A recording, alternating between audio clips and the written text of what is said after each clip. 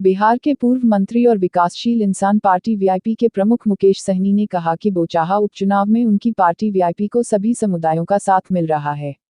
उन्होंने कहा कि आज उम्मीदवार राजेश कुमार और विनय रामदास ने भी वीआईपी का समर्थन कर दिया। मुजफ्फरपुर में एक संवाददाता सम्मेलन को संबोधित करते हुए उन्होंने कहा कि राजेश कुमार जहां मेहतर समाज से आते हैं वहीं विनय रामदास ततमा समुदाय का प्रतिनिधित्व करते हैं। भारतीय जन परिवार पार्टी के अध्यक्ष पृथ्वी माली ने भी अति पिछड़ा को एकजुट करने के लिए वीआईपी का समर्थन किया है।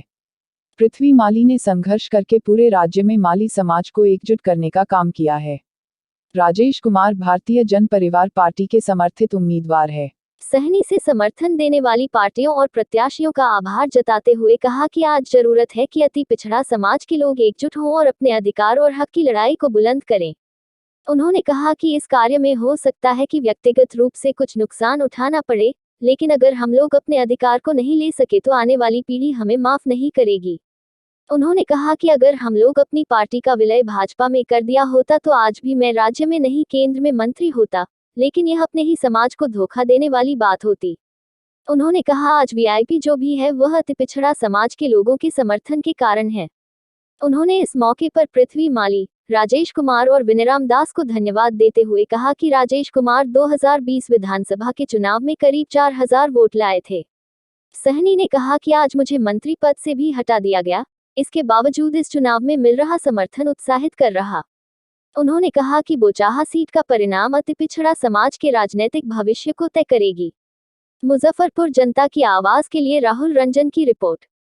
ट्रेलर तो पहले बनाने दीजिए। क्या रहेगा एनडीए और यूपीए में? कहा अब एनडीए तो नहीं, देखिए ना एनडीए रहेगा ना यूपीए रहेगा, ना ही हम किसी के पास निमंत्रण भेजने के लिए जाने वाले हैं।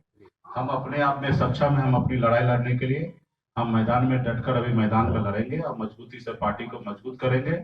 और जब भी हमने पार्टी बनाया उसके बाद लोगों ने हमारे संपर्क में आया और साथ लेके आगे बढ़ने का हमसे वादा किए, लेकिन जो लोग भी साथ चलने का वादा किए वो लोगों ने कहीं ना कहीं बीच में ही निषाद समाज को, वीआईपी पार्टी को गुमराह करने का काम किया। तो ऑलमोस्ट लोगों ने अपने अपने चेहरा समाज के बीच में दिखा दिए हैं। हमारे पास कोई ऑप्शन नहीं है संघर्ष के अलावा, और हम संघर्ष करते रहेंगे और आगे देखा जाएगा कि किस तरीके से होगा। अभी तो पूरे प्रदेश में 40 लोकसभा सीट का तैयारी करना है, उत्तर प्रदेश में पूर्वांचल में पार्टी को मजबूत करना है, झारखंड में कुछ सीटों को मजबूत करना है और 2024 के लिए तैयारी करना है। अभी फिलहाल तो हमारा फोकस है कि बोचाहा विधानसभा में हमारे प्रत्याशी डॉक्टर गीता कुमारी जी को हम लोग मदद करके और सीट को जीते, ताकि पूरे बिहार में निषाद समाज का, अति पिछड़ा समाज का गौरव और मान सम्मान सब बरकरार रहे। क्या आपने बिगुल फूंक दिया है कि छोटी छोटी पार्टियों को एक साथ लेकर जो है अति पिछड़ा की राजनीति करेंगे, उन्हें मजबूत करेंगे? जितने भी लोग सामाजिक न्याय के लिए है, जो लोग पिछड़े समाज को ऊपर बढ़ाना चाह रहे हैं, तो निश्चित तौर पे हमारा भी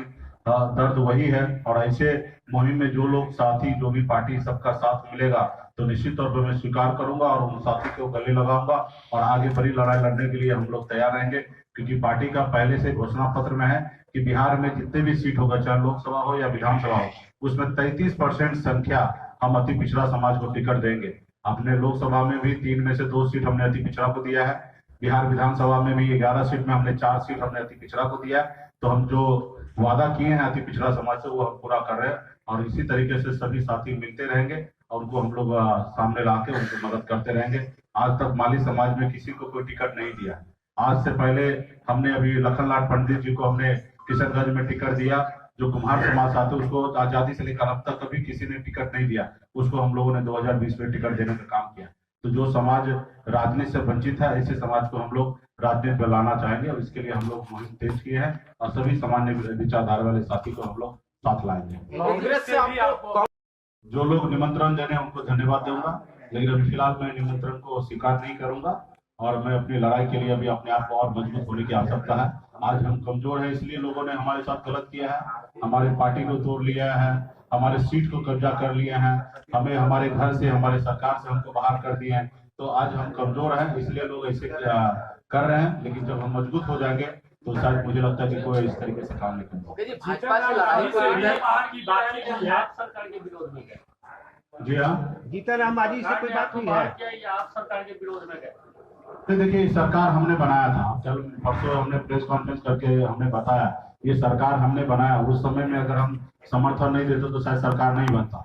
ये सरकार हमें बनाए तो फिर हमारे घर से हमको निकालने वाले कौन होते? तो इसलिए हम वहाँ पे मजबूती से थे, लेकिन जिनके पास ज्यादा ताकत है वो जबरदस्ती निकाले हैं। तो जब जबरदस्ती निकाली दी है तो हम निकल चुके हैं, और जिस रोज हमारा समय आएगा तो उस चीज को हम फिर कब्जा करेंगे।